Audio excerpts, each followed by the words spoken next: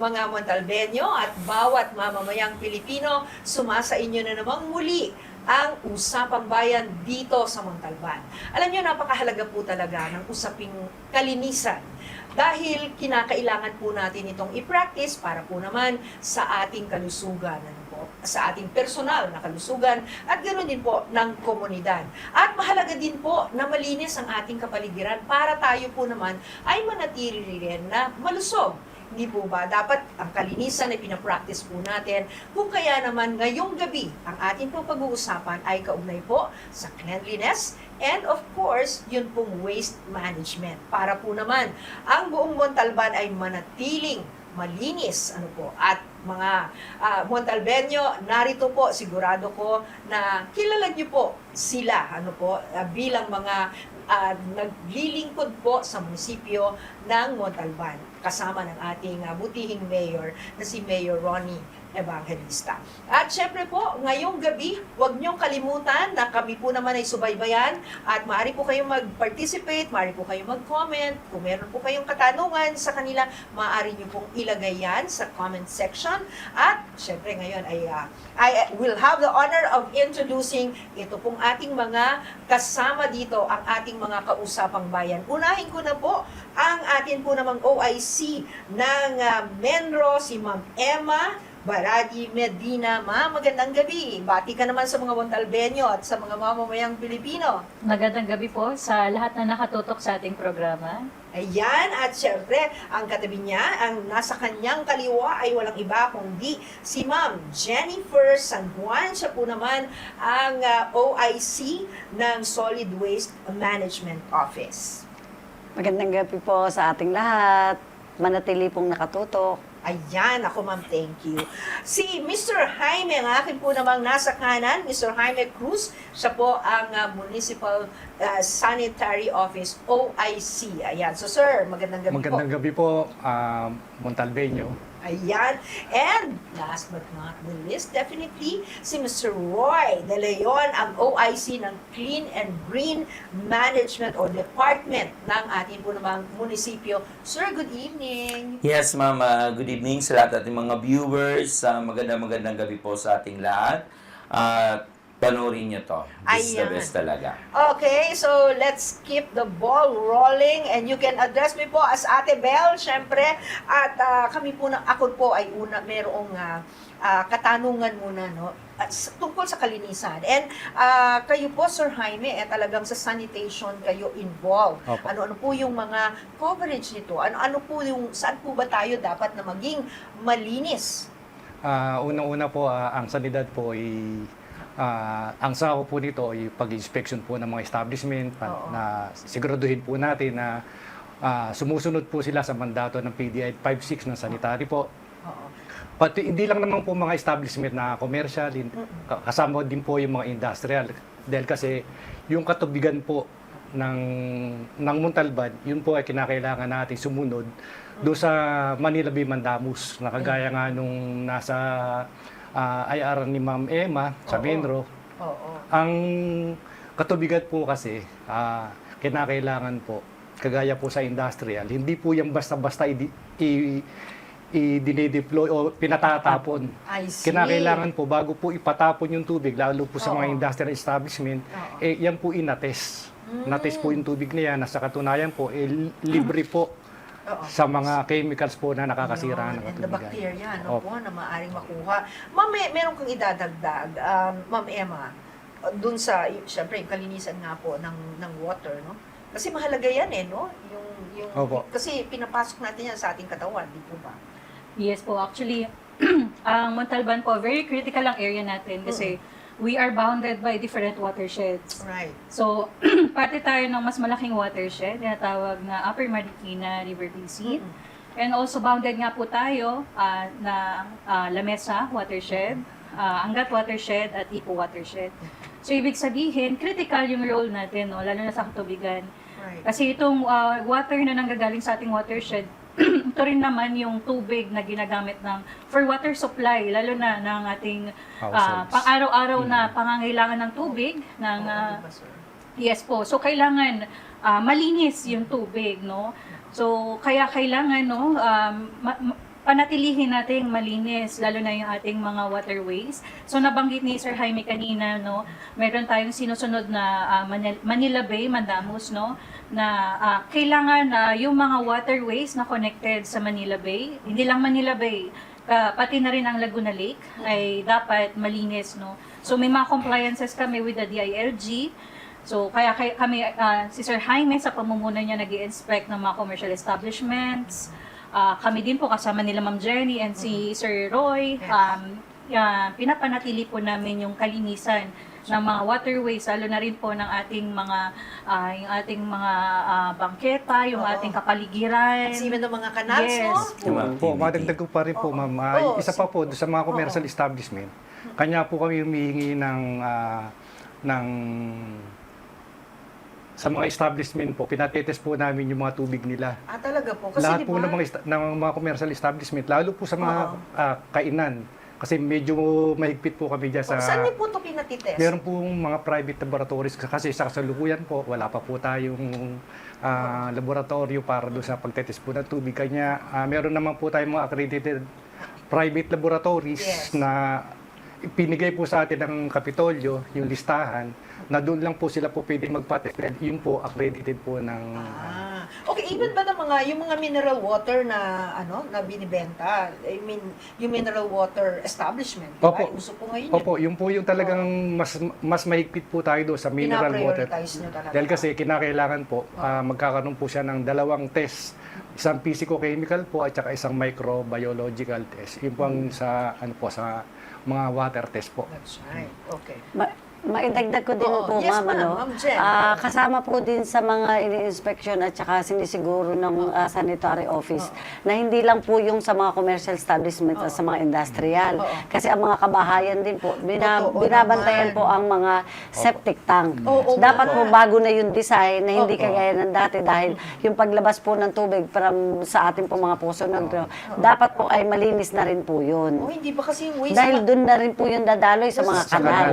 Sa kanal na Opo, rin sa po kasi kanal. tumatapon yung, Oo. yung waste. Yung, At saka yun talagang nagbibigay ng parang danger sa kalusugan natin, Opo, hindi ba, opo. ma'am? So yung solid waste dapat kasi kumbaga lahat ng mga basura pag napunta yan sa tubig at na-contaminate, talaga namang yung ating sikmura, ating tiyan merong kumbaga may epekto yan sa ating pangangatawan, But puntahan ko muna si Sir Roy, curious na ako, how do we go clean and green? Kasi importante nga, sabi natin, talagang dapat po malinis, siguro hindi lang yung water, kung hindi yung ating kapaligiran, sir. Yes po. For my part naman po sa Clean and Green, mas may kasasabi lang din po ni Ma'am Emma kanina, doon sa mga drainage, waterways. So, nagsasagawa tayo ng cleanup drive doon sa pino-prioritize natin ngayon about sa mga waterways. At the same time, ang department ko rin bilang Clean and Green, we continuous ang project namin ng declag, lalo na sa ating mga Okay. drainage. Okay. So, nagdi-declag po tayo na which is yun ang sinasabi talaga ng ating mga mayor na palapit na ang ating palapit na yung ulan. So, antayin pa ba natin? Totoo yan. So, hindi lang sa parting bayan, talaga buong Montalban po, except the upland, na talagang iniikot na namin yung pagdidiklag. Talaga? So, Yes po. Umiikot kayo. Kayo ba, Ma'am Emma? You were also saying kanina na something kanina. And sumasama din kayo dito sa mga Yes ganitong... po, actually, Oo. partners po ang aming mga partner po. opisina. Team po kami, team. Pagka-inspection po, meron pong joint Oo. inspection po yung aming Oo. departamento. Oo. Ma'am Jen, paano nyo parang sinisiguro na yung mga kabahayan? Kasi dapat mag-umpisa yan sa mga kabahayan Opo. para ang buong komunidad ay maayos po talaga. Yun bang waste segregation ay pinapapractice po ninyo talaga ngayon? Kasi Opo, diba? we are encouraging po yung mga Montalbeño na kailangan na po talaga natin mag-practice ng waste segregation. Hindi lang po ito nakakabawas sa volume ng basura na itatapon sa sanitary landfill, pero pwede pa rin po natin ito pagkakitaan. Sabi nga, may wow, pera ayan sa talaga. basura. Ayun, Di alam po mo, ba? Do you agree? Meron talaga. Yes, ma'am. Oo, di ba? Opo. So, yun po kasi, pagka properly segregated ang mga basura, at humahaba po ang lifespan ng ating sanitary landfill. Kasi nandito po sa Montalban ang sanitary landfill. Pero hindi po ibig sabihin na nandito ang sanitary landfill ay gagawin na nating tapunan ng basura ang bayan ng Montalban. Oo naman. Kaya kailangan po ay talagang disiplinado tayo sa pagtatapon ng basura. Yun po talaga, unang-unang maging disiplinado tayo. Lalo na po yung mga Montalbeño, sa bawat tahanan natin, tapos turuan din natin, no? I'm sure naman yung mga teacher, tinuturuan po nila yung kanilang mga estudyante, no? Na mag-practice, no? Ng kalinisan, yung segregation siguro, at siguro maituro kung para ma-practice din nila sa bahay o saan man sa komunidad, ano. Pero yung pagiging clean and green, Sir Roy, para sa mga kabataan, ano ang gusto mong ipaalala sa kanila? Paano nila ito parang magagawa? Kasi lagi tayong nandun dahil 'di ba ang disiplina nag-uumpisa sa ating pagkabata. So paano sila dapat na magkaroon ng concern, no, sa environment, and how can they go clean and green? For my observation siguro, ma'am, nakikita natin lalo na sa, sabi nga, sa henerasyon ngayon, sa ating mga kabataan ngayon. So, most especially sa mga schools, unahin ko lang ang schools, kasi we observe from the solid waste to Menro, from the sanitary and my department, umikot din kasi kami ng schools. So, nakikita namin, may mga schools na nagkaroon ng basura niya, tapon nila, or iuwi nila. So, doon pa lang, makikita natin, first siguro, yung komunidad or yung pamilya, na marunong sila mag-segregate, at the same time, marunong sila kung saan dapat itapon ang basura, yung basura nila. Kasi marami na tayong struggle dyan sa basura na yun talaga. Nakakapagpabaha pati yan, hindi Yes ba? po. Oo. Nakakabaha siya. At the same time, makikita natin talaga every day po yan, mama. Starting at 2 o'clock early in the morning kasi nag-iikot na ako sa mga sweeper ko. So makikita mo yung super duper toxic ang bultuhan ng basura natin. So ibig sabihin, doon pa lang walang walang disiplina ang tao. Dapat doon pa lang makikita natin kung kailan dumating yung truck ng basura, saka lang sila ngayon maglalabas ng kanilang basura. Nice. So yun ang pinapractice namin nga sa ngayon. Kasi gumagawa pa naman kami ng observation doon, is tuloy-tuloy pa rin siya eh.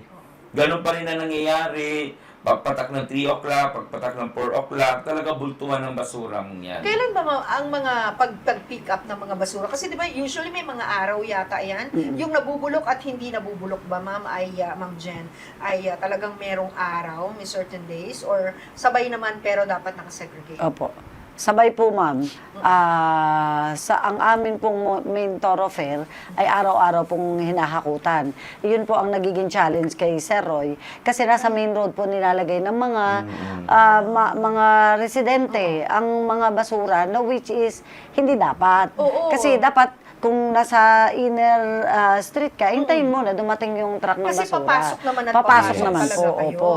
Pero for some reason, kaya hinihingi po namin ng tulong ng mga mamamayang Montalbeño dahil hindi po ito kaya ng munisipyo lang, hindi kaya ng barangay. Kung hindi, kailangan natin itong pagtulong-tulungan. That's true, no? At saka yung alam pagbabara ng mga kanal, sir, pag yan ay nagbara, di ba may baha na kasunod yan kapag tag-ulan, tag-ulan na tayo ngayon. Yun nga, Totoo po karamihan yun. sa nakikita namin, ma'am, sa pagdidiklag namin, number 1 na nagpapabara talaga yung mga bottled water, yung mga plastic. Kasi lahat ng plastic hindi natutunaw yan eh. Totoo yun. Yung mga dahon, okay lang din yun kasi nagiging nagpo-flurry naman siya. Kaya lang ang nagiging problema lang talaga, most especially sa mga main road.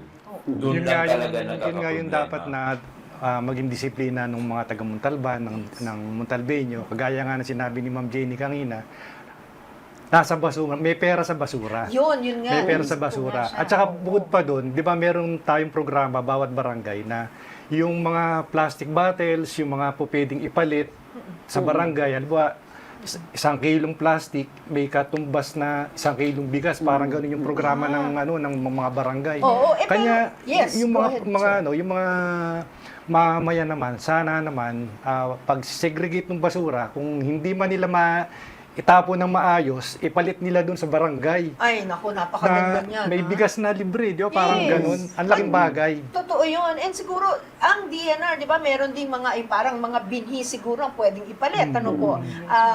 Ma'am Emma. Oo. Yes po, nabanggit ko rin kanina, nabanggit ko nga rin po sa ating previous episode, no, na meron kaming programa para dyan, no, basura mo, palitan natin ng binhi, no. So, libre yun. Oo. Susugan ko lang yung sinabi ni Sir Jaime, no, kasi ang basura kasi hindi lang responsibilidad ng munisipyo. Yun kasi ang thinking ng mga tao eh. Oo Ang munisipyo ang bahala sa basura nila. Pero bawat isa sa atin may responsibilidad po tayo sa basura. Isa na yung waste segregation, ma'am. So nagkaroon po kami ng waste analysis characterization study. Pinag-aralan po namin yung waste generation ng bayan. Oo. At lumalabas po, ma'am, na ang bulk ng basura ay recyclable. And Okay. kakaunti lang ang residual, ma'am. Dapat po kasi residual lang ang kinokolekta ng ating mga garbage collectors. Pero lahat kinokolekte. Kaya nagkakaroon tayo ng problema sa collection ng basura dahil marami, madami ang waste generation ng mga, lalo na ng mga household, ma'am. So, yun nga po, balik po ako sa sinasabi ko, ma'am. So, kung nakapag-segregate po yung ating taong bayan, recyclable, meron naman po silang Yes. magagawa sa recyclable, pwedeng ibenta sa junk shop. Meron po tayong mga barangay materials recovery facility na pwede nilang paglagyan. Kung ayaw po nila ibenta sa junk shop, marami po tayong pwedeng magawa sa mga recyclable na ito. So kung yun pa lang mapapractice natin, masosolve natin yung problema sa koleksyon. Oo, so you're saying na dapat mga bawat tahanan nagpa-practice na ng segregation, Opo, oo. yung recyclable, reusable, hindi ba dapat ihiwalay nila yon? Kasi meron din naman, talagang makaka-benepisyo sa kanila. Katulad nung sinabi mo, sir, mahal ngayon ang 1 kilong bigas, di ba, Opo, sir? opo. Oo. Yun, kagaya nga po nung programa na yon, kung hindi man nila gustong ipalit, dalhin sa MRF ng Montalban, meron po tayo doon, nire-recycle po nila, Ma'am Jenny yun. Talaga, Ma'am Jenny? Meron po tayong Ano po yung MRF, ma'am? Material Recovery Facility, Oo. ma'am. So, doon po dinadala. Meron pong Central MRF, yun po ang pinapamahalaan ng pagtutulungan ng Menro at ng solid waste. Oh, so, lahat okay. po ng mga nakukolektang mga PET bottles, sa ating pong mga gymnasium, sa mga public places, dinadala po namin doon.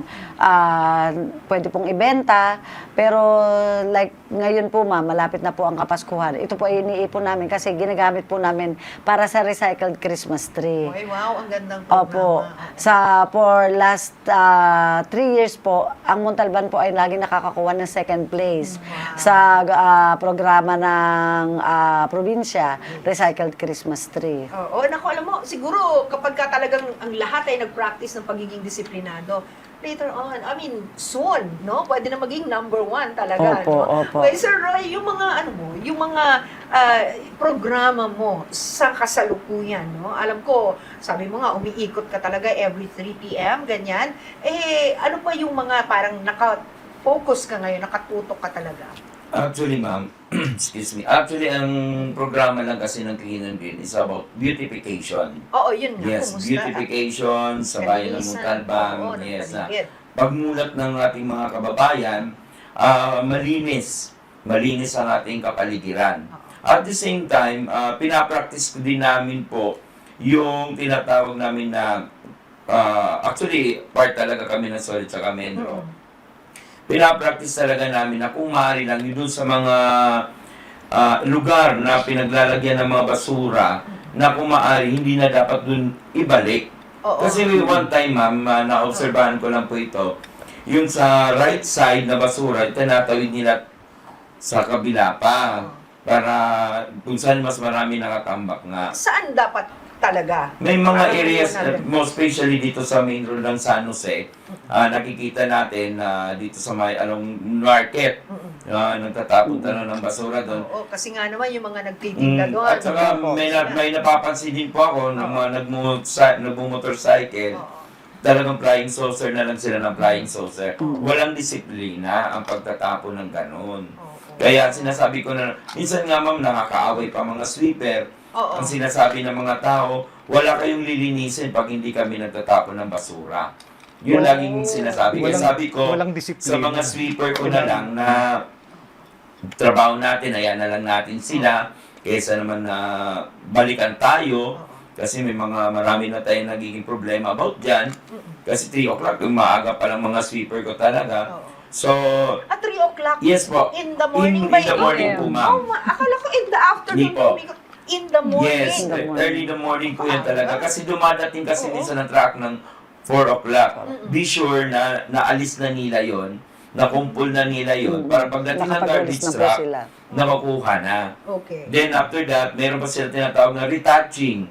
Wag na nakuha na yung basura, wawalisin ulit nila o ipunin ulit nila mga natitira. Kaya Okay. yun na nagiging everyday na Routine. routine ng mga sweepers namin. Oo. Eh, ma'am, anong pinapaalala nyo sa kanila, ma'am Jen? Kasi, syempre, di ba, napakahalaga nung, dun pa lang sa pagtatapon pa lang ng basura, kumbaga, ang disiplina dapat dun na makita, di Opo. ba?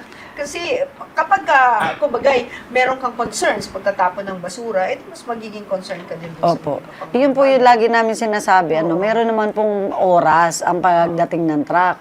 Dapat po, bago dumating yung truck, tsaka lang sila maglalabas. Ang nangyayari po kasi, pag dumilim na, maglalabas na sila. Tapos yun nga pong, kasi normally sa main road, konti lang naman po ang mga residential, Yes. kadalasan mga commercial establishment. So magtataka ka, bakit napakaraming nakatambak na basura? Dahil nga yung mga nasa inner streets ay nilalabas na nila yung basura. Hindi na sila makahintay na dumating yung truck. Ang katwiran po kasi, bumabaho. Yun nga po ang epekto ng hindi tamang pag-manage ng basura. Correct. Kung nakahiwalay po ang biodegradable at nabubulok, hindi po yun babaho. Kasi pwede po natin yung gawing compost at gamitin sa ating mga garden, dalhin sa MRF ng mga barangay para gawin ding pataba para po sa mga garden ng mga barangay. So kung ganun po yung magiging practice, hindi po tayo babaho. Kahit 2 linggong hindi dumating ang truck ng basura, hindi po babaho ang ating mga basura. Ayan talaga dapat maging bahagi talaga ng disiplina, ano po. Opo. Pero hindi naman natin sinasabi na ang lahat ng barangay ay ganito, ano po. So, meron naman din talagang nagpa-practice na po. Opo. So, would you say na yung mga LGU natin, yung mga barabarangay natin sa mga komunidad, can also play a big role para masiguro ito? Definitely, ma'am. Oo. Kasi po, nakasaad naman po sa RA 9003 na ang pangungulekta at pamamahala ng biodegradable at ang mga recyclable ay dapat pong responsibilidad ng barangay. At ang hahakutin nga lang po ng munisipyo ay ang mga residual waste na dadalhin na sa sanitary landfill. Dahil ito po wala ng mga silbi, kundi talaga patapon na. Patapon na, oo. Opo. At sa lahat ng mga pinag-uusapan natin ngayon dito, no, ma'am and sir, malaki ang role, syempre, ng local government units o nung po mga barangay dito po naman sa Montalban. Totoo po yan, Ate Oo. Bel. Kasi po, nakasaad po sa RA 9003 na ang pamamahala sa biodegradable at recyclable ay responsibilidad po ni barangay. Kaya po nga sa RA 9003 nakalagay ay idol ko sikap. Sikap po ang bida doon. Kasi nakasalalay po sa pamamahala ni Kapitan kung paano magiging successful ang tamang pamamahala sa basura. At ang hakutin na lang po ng truck ng munisipyo ay yung mga residual waste na wala ng pakinabang at itatapon na sa sanitary landfill. Ayun. And talagang yung mga bagay, no, na sinasabi ninyo talaga ay malaki ang epekto sa kalinisan, no, and sa kalusugan, hindi ba, Sir Jaime? Opo. Unang-una po, yung mga basura Itinatapon. na pinamumugaran po ng Oo. lamok. Oo Yan po yung nga. pinagmumulan po ng dengue, gagaya po ng mga bottled waters Ayun. natin kagaya ngayon, tag-ulan po, nagkaroon ng tubig, hindi kaagad na naitapon o kaya hindi na dala sa MRF, pamumugaran ng lamok, pagsasapulan po ng dengue. Gagaya po ng mga paso natin, mga paso na halaman, kinakailangan po wala pong tubig na namamahay dyan. Dahil kasi dyan pong mamamahay yung lamok na Oo. pinagmumulan po ng dengue. O tsaka yung mga bubong na merong mga gulong, dapat wala na, no? Pati po yung pangkaraniwan po kasi yun dati, yung bubong, may makikita ka, may gulong ng sasakyan. Kasi may lonang inilalagay, tapos may opo. gulong. Pati yung mga alulod Ayan, po bakit? na naipunan ng tubig, kinakailangan po malinis yun para maiwasan po natin yung po ng dengue. Yung dengue po kasi sa atin sa Montalban, halos 1 taon po, hindi po nawawala. Ay. Oo. Paulit-ulit na lang po, minsan mataas po, minsan sa isang quarter po na to, mataas. Magkakaroon po tayo ng clustering sa bawat barangay. Yung pong clustering kasi, dalawa, tatlong case sa isang, sa isang area. Halimbawa po, kasi pagka nagkaroon po ng case ng dengue sa isang area, Oo. may programa po yung DOH na 137. Oh, Pagka po yung 137 po, ibig po sabihin, pagka nagkaroon po kagad ng dengue, kinakailangan po ma-sprayhan po agad ng unang araw. Within 100 meters Okay. na paikot po. Hindi po makakaya naman pagka ganun po ang mangyayari. Oo. Kasi kung clustering po, makukontain po. Ibig sabihin, nasa isang area. Oo. Magkakaroon po ng dengue sa San Jose, magkakaroon po ng dengue sa San Isidro, Oo. magkakaroon dengue po sa Burgos. Kanya ang ginawa po namin sa sanitary, Oo. bawat barangay po, nag-train po kami ng mga sprayman na bawat barangay para kung okay. sakasakali po, Oo.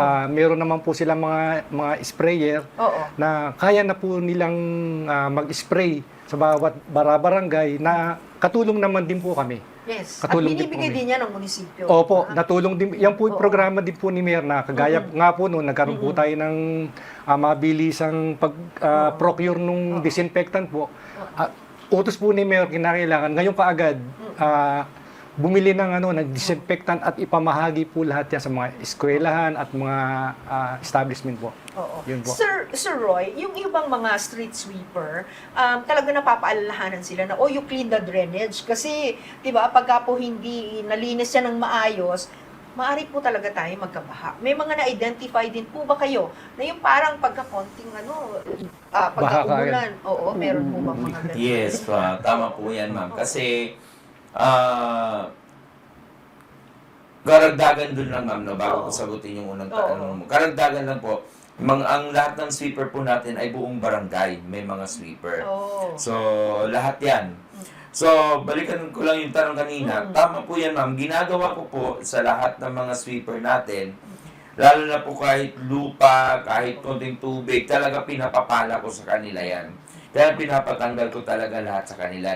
Except lang po, kung ganun kalalim naman yung mga drainage, ang diplaging ko naman na pinapapunta doon para maalis ang lahat ng mga bara.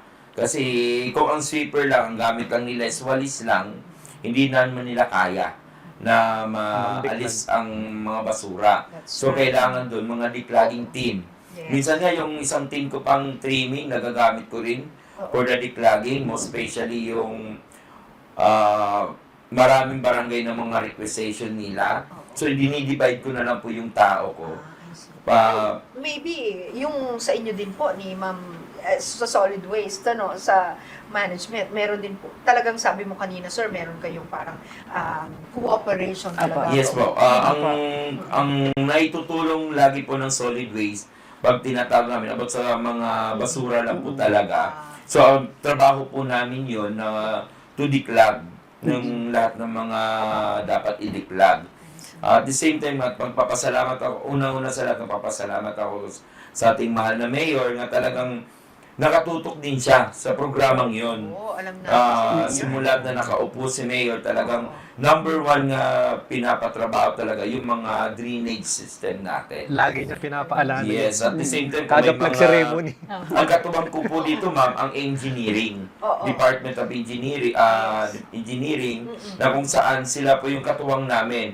Pag may nasira kami ng mga drainage, sila naman po yung babalik. Hoy, Para alam nyo, sa ano. oo, dapat tumulong ang bawat miyembro ng komunidad, no? Kasi syempre, ang kailangan, no, para ma-prevent yung mga pagbaha, yung pagkalat ng dengue, ay yung maging disiplinado yung ating mga Montalbeño, lalo, no? Dahil, yun nga, nababanggit ninyo kanina, yung mga bagay na hindi nagagawa. And siguro dapat talaga paalalahanan din sila, no po, yung mga programa po ninyo, ganyan. And siguro, ma'am, no, dahil nangangalaga na rin lang, no, ng environment, Ma'am Emma, yung paalala para dun sa mga, yung parang gustong mag-volunteer na, pwede ako maging volunteer campaign force, hindi ba? O yung mga bawat mga disiplinadong Montalbeño. Kasi, kapag nakakahawa din naman kasi talaga yung disiplina, hindi ba? Pagka naman may nakita kang disiplinado dyan, di ba, mahihiya ka na eh. Di ba? So, meron bang mga nagvo-volunteer? Actually, meron naman po mga volunteers Oo. kasi marami po tayong programa Oo. na minamandato tayo Oo. ng ang local government unit ng national government agencies natin, kagaya ng DILG, ng DNR, na magkaroon tayo ng mga clean-up drive initiatives. Isa na rin yung programa ng ating Rizal Provincial Government, yung Oplan Busilak. Ito yung buhayin ng ilog sa Karagatan. Yun po yung mga programa na pwede po mag-join yung ating mga kababayan, no? Yun nga, recently nagbaba ng memorandum ang DILG na kailangan sa mga cleanup drive activities. Kailangan po na mag-join ng iba't ibang sektor, iba't ibang stakeholders. So, ang mga barangay po, may mga weekly cleanup drives. In fact, meron din po tayo sa ating LGU level, may weekly cleanup drive activities po tayo. At nangangailangan po kami ng mas maraming hands po, no, natutulong sa amin, lalo na sa mga ganitong programa. Dahil kami po, hindi namin kaya kung kami-kami lang. Kaya po, mas maganda po ang magiging resulta ng ating mga programa na ito kung tayo ay magsasama-sama. Magtutulungan tayo kasi para sa atin din, kalinisan ng ating bayan. Ay, totoo yan. And siguro, maano na rin natin, maibigay na rin natin ang mga paalala doon sa mga Montalbeño, no, na mas lalo pa silang maging disiplinado kaugnay dito. Kasi yung kanilang role ay napakahalaga talaga. Bawat Montalbeño, no, and mga mamamayang Pilipino, kahit nasan tayo nandun, dapat talaga mag-practice din tayo ng kalinisan, no, maging disiplinado tayo, na talagang i-practice natin yung mga bagay na ganito. And nabanggit natin din, Sir, kasi kanina yung water, no, water sanitation. How about the air sanitation sa clean and green, ano po, Sir Roy, para masiguro ninyo ito, hindi ba dapat may mga kumbaga paalala din? Kasi ngayon ang mga kabataan maagang nagve-vape. May mga iba, no? And I think yun, maging disiplinado din na umiwas, hindi ba? Oo, anong masasabi mo sa kanila? Mga paalala din siguro sa mga kabataan kasi may mga Siguro, nagpa-practice. para oo. sa akin, si Ma'am Jenny makakasagot niyan sa air kasi pakiramdam ko, parang isa rin tayo dun sa ano. Seriously, Hindi, talk kasi po tayo. opo, kasi yung mga street sweeper mo, marami Yes. mga ano yan. Kasi kapag kung ano yung itinapon ng ating mga Montalbeño sa mga drainage na inyong dinideklam, yan ay kahit paano ba nag-emit ng mga ano ng amoy, di ba? Yung mga amoy ng... Sa akin po, no, sa ating mga kababayan sa bayan ng Montalban, kung naririnig nyo na ang word ng disiplinado, Oo. siguro, ang pagiging disiplinado ng isang tao, magsimula tayo sa pamayanan. Magsisimula tayo sa inyong mga sarili. Kasi nakikita ko, kung patuloy tayo na ganyan mangyayari sa ating kapaligiran, hindi tayo makakalangap ng sariwang hangin. Ay, Lalo sa ating mga kabataan. Kasi tayo mismo, kung tayo mga magulang, hindi tayo marunong segregate ng ating basura na araw-araw natin itatapon lang sa kalsada na bara-bara, wala po. Kawawa yung mga kabataan. Ate Diba? Bel, ako po ba gustong i-emphasize, sa ating pong edad, tayo umabot na yung medyo Yes. 1980s, di ba? Yes. Ang napansin ko po at ang tingin ko na pinaka-epektibo ay yung tapat mo, linis mo. Ay, oo. Kasi kung tapat mo, linis mo, Doon hindi mo na... mag-umpisa ang disiplina. Oo, no? hindi mo na kailangan ng street sweeper kasi ikaw mismo, nilinis mo na yung harapan mo. 'Di ba? Meron naman tayong kanya-kanyang tapat. Oo. Hindi ka naman nakatira sa Oo. 'di ba? Oo. So, kung ganun po at ang lahat ay nadisiplina at nililinis mo ang tapat mo, mapapanatili nating malinis ang buong bayan ng Montalban. At tama yun, ano? Mawawala Yes. na ng problema pati yung pinamumugaran ng lamok, pinagmumulan ng dengue dahil sinapulan na ng bawat bahay-bahay, yung tapat mo, linis mo. Oo, yun Yung nga. po yung, Doon talaga dapat. andun yung disiplina ng mga taga-Montalban pagka kung tutuusin, ang ganun ang mangyayari at gagawin. So, dapat dun sa mga hindi pa nagpa-practice ngayon, ano, kapag hindi nyo pa yan napapractice, mga Montalbeño, this is the right time talaga to do it, di ba?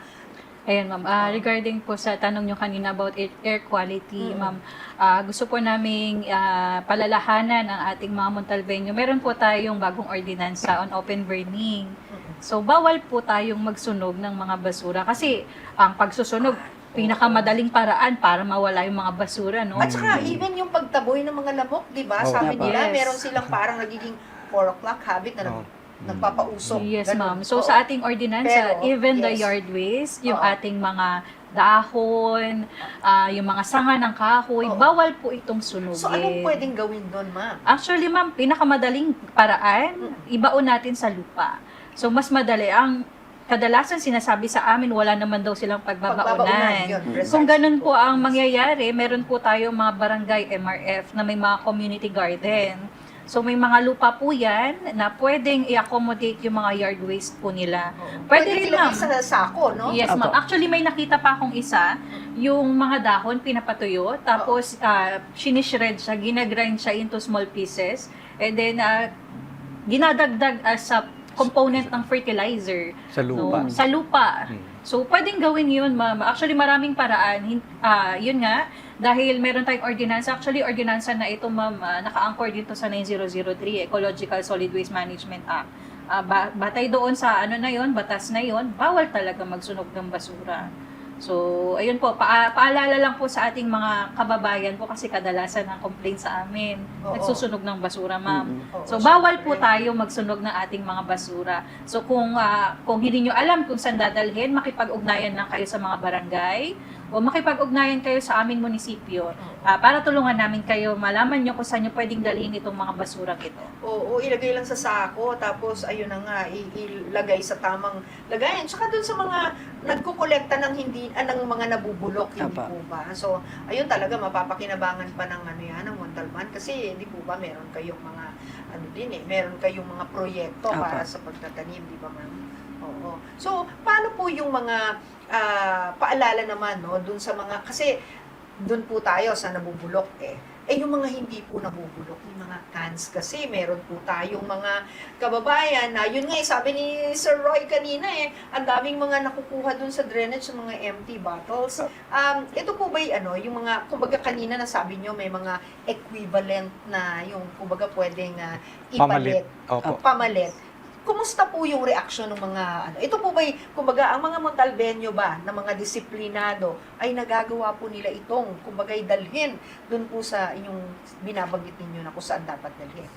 Opo, yung kagaya nga po dito sa Barangay San Jose, halos quarterly o linggo-linggo, meron silang programang ganyan Oo. Kasi kanya naman po din namin nakikita, meron din po silang ganitong programa na yung mga basura na recyclable, mga plastic, bakal, dadalhin nila sa Barangay San Jose, may kaakibat na kapalit.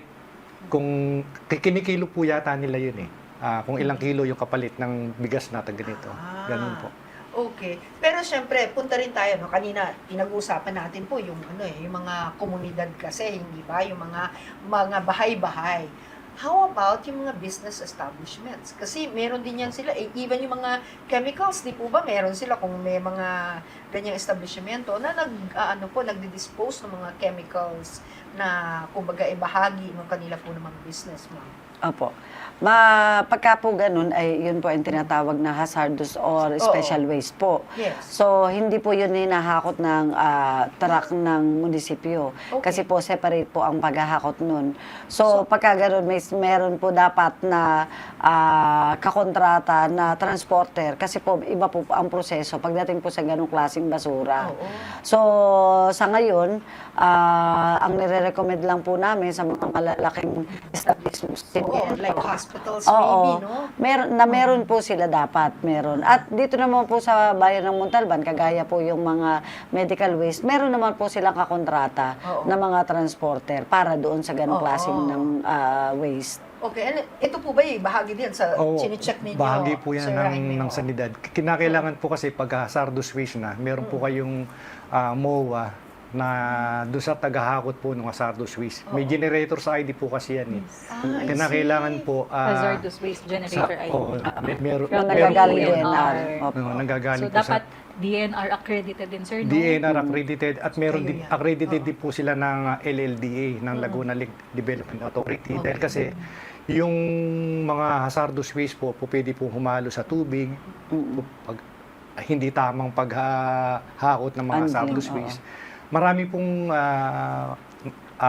tawag dito kaakibat na parusa. Yes. Oo. Pagka po hindi sumunod doon sa tamang paghahakot po ng hazardous waste kasi medyo talaga pong marami po May po epekto yan sa health ng tao, ng komunidad. Opo. hindi Opo, po ba? opo. Oo. Oo. Marami po kasi sa atin na nangyayari, kagaya po yung sa basura lang, gaya po ng bumbilya na to, na bundi, tinapon po doon sa basuran. Hindi po dapat. Hindi po dapat.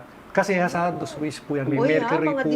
disiplinadong Meron- Montalbenyo, Okay, po yung dapat na kinakailangan po, meron pong isang lugar, kagaya po ng isang barangay, o kaya naman sa municipal MRF. MRE po natin, meron po silang isang lagayan doon na para po doon sa mga hazardous waste. I see. Oo. And ma'am, bilang siyempre ikaw ay nasa Menro, parang ikaw yung pwedeng ugnayan sa DNR, 'di ba? And being siyempre ikaw din siguro ay naging konektado, 'di ba, sa kanilang mga proyekto.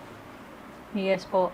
Actually, bukod sa DNR, nabanggit ni Sir yung LLDA po. Oo, ano yun po. pa. Oo, Sa kasi mga commercial ito. establishment po Yes. natin, kailangan magkaroon Magka- ng discharge permit Discharge. kasi bukod sa solid waste, meron din tayong liquid, Liquid waste. waste. Oo. Discharge permit Yung mga po. liquid waste po na ito, hindi po pwedeng diretso sa mga kanal, no? Kailangan meron tayong separate na treatment, Treatment dito. plant, Yung iba merong mga sewerage treatment plant. so Opo. meron kayo May- din dito naman. Yes. Yung mga establishment po Oo, na na Na malalaki. malalaki. Nire-require ninyo. Nire-require ng Yes, munisipyo yan. Isa po yung sa hinahanap namin requirements bago po namin sila isyuhan ng Ng permit, sanitary ng sanitary permit at ng mayor's permit. Dumadaan po yun sa Menro. Ay, naku. Yes, ma'am. oo, no. Actually, important yun, ma'am, kasi syempre sa environment natin gusto nating Oo. malinis. Even yung ating That's liquid waste, dapat may proper way din tayo of disposing this, no? So, Right. ayun, ma'am, gusto ko rin manuhagan sa ating Oo, mga oo. Umpisa sa mga- commercial. oo, Commercial Ating mga establishment. commercial at That's true. Bukod industrial. sa mga tahanan, kasi kanina Yes. na pa natin ina-address ang mga Montalbeño sa mga tahanan nila. Tama And yun. even, ma'am, sa ating mga households, Oo. kailangan may septic Yes. tank po tayo. Oo, pero yung sa mga business, malaking responsibilidad yan, Yes, di ba? Opo. Oo, lalo na dito ngayon sa Montalban, talaga namang booming ang business, no? So, kailangan talaga. Kailangan po talaga yun dahil kasi sa mga commercial establishment po, yung tumatapon po na tubig, kinakailangan po sa discharge permit. Tinetest po yun bago i-dispose, itapon. So kayo po? Hindi po, tinit- meron din or po merong nagtitest meron din na po iba? nagtetest na iba po yun Okay. na talagang masigurado na yung tubig po na patatapunin libre na po sa mga Okay. chemicals na. Pero kayo po, bilang nasa sanitation office, talaga naman din, yan, ay tinitingnan nyo rin. Opo. Sinecheck ninyo. Okay, so, alam nyo, bago tayo maubusan ng oras, no, gusto ko lang pong hingan kayo ng mensahe para sa mga disiplinadong Montalbeño o kaya ay sa pagkakaroon ng mga disiplinadong Montalbeño. Hindi ba? Na para tungkol po sa inyong mga programa. Unahin natin from Sir Roy muna. Sir Roy.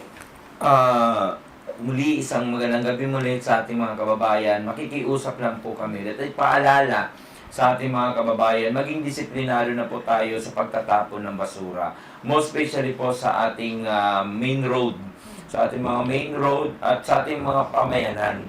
Na kung maaari, itapon natin sa tamang basurahan ang ating mga basura. Yun lang naman po ang nagiging problema po ng ating mga manggagawa sa kalye. Maraming salamat, ma'am. Okay, thank you, Sir Roy. And Ma'am Emma. And siguro panawagan ko, marami po kaming programa, ma'am, for Oo. the solid waste management. Marami pong naka-line up din na soon, excited kaming i-open sa ating mga kababayan para masolusyonan yung ating problema sa basura. No, kagaya na sabi ko kanina, ang problema sa basura ay hindi responsibilidad lamang ng munisipyo, ito ay responsibilidad po nating lahat. Dahil ang first hand na ang effect ng hindi proper na pagtatapon ng basura ay tayo lang din, ay tayo din yung nagiging recipient ng mga first hand na epekto nito. Kaya naman, yun po, panawagan ko, makipag-coordinate po kayo sa aming mga opisina. Dito po ang solid waste, ang sanitary, ang clean and green. Marami po kaming programa na naka-line up pa lang at existing. Magtanong po kayo no, kung paano kayo makikipagtulungan, paano kayo magkakaroon ng participation sa mga programa pong ito. Ayan, and Ma'am Jen. Opo. Siguro it's about time po para maging responsable tayo. Sabi nga na ang basurang itapon mo ay babalik sa iyo at nangyayari po ito Good reminder. tuwing tag-ulan. Lagi po tayong binabaha. Siguro po kung tayo ay magiging disiplinado, may iwasan natin ang mga ganitong bagay. At galing po sa ating butihing mayor, ang sabi niya, kung mahal natin ang ating bayan, dapat itrato natin to parang bahay natin. Hindi ka magkakaluat sa loob ng bahay mo. So kung nasa labas ka ng bahay mo, dapat parang bahay mo rin. Hindi ka basta-basta magtatapon lang ng basura. Oh, Sir Jaime. Yun nga po, gaya nga po na sabi na aking mga kasama, kinakailangan po yung disiplina talaga ng bawat isang Montalbeño. Unang-una po sa basura, kinakailangan po tama ang pagtatapon ng basura para maiwasan po natin yung paglaganap ng sakit na dulot ng basura, gaya po ng dengue, pinamumugaran ng lamok, may iwasan po natin lahat yan. Kung tayo po maging disiplinado, na kung tawagin, disiplinadong Montalbeño. Alam nyo, Montalbeño at bawat mamamayang Pilipino, ngayon po talagang gabing ito ay napatunayan natin kung gaano kahalaga yung atin pong mga gagawin sa ating bahay, sa ating komunidad, at maging sa ating mga sarili. No? At tayo po dapat ang nangunguna dito. Kasi ang sinasabi nga natin lagi, hindi ba? Sino ba naman ang dapat na magpakita ng malasakit sa ating bayan kung hindi tayo rin po dapat. Dapat po ay manguna tayo dito at ako po ay pasalamatan po natin at siguro palakpakan talaga, no? Maraming po salamat. Oo, yung ating mga nagbahagi ngayong gabing ito ng kanilang mga kaalaman, ang kanilang expertise. Alam niyo po, libre natin itong nakukuha mula po sa kanila. I'm sure na pag sila ay inimbita sa mga kung saan man, maaaring sila po talaga ay hindi lamang po libre, no? But you know what? Ngayon po ay nakuha natin po ito. Sana ma-appreciate po natin yung kanila po namang ibinahagi sa atin bilang mga disiplinadong mamamayang Pilipino at lalo na mga Montalbeño. Huwag po nating kalimutan na sa atin po rin ang ating mga ikagaganda, lalo na po ng ating mga kalusugan. Dahil sabi nga po kanina ni Ma'am Emma, tayo po ang unang-unang recipient ng mga epekto ng kung ano po ang hindi natin nagagawang maayos sa atin pong mga komunidad. Yan po ang kabuuan ng ating Usapang Bayan dito sa Montalban. Maraming salamat po sa inyong pagtutok. Aabangan po namin ang inyong mga comments para nang sa ganon ay yan po naman ay amin pa rin mga matalakay sa mga susunod nating edisyon. Abangan niyo po kaming muli sa susunod na Biyernes. Kayo po ay maaaring mag-like, mag-share at syempre po i-follow niyo po ang ating po namang mga pages at kami po ay muling mag-aanyaya sa susunod po. Huwag niyo pong kalimutan yan. It's a date always dito po sa Usapang Bayan. Ako po ang inyong Ate Bel. Magandang gabi po.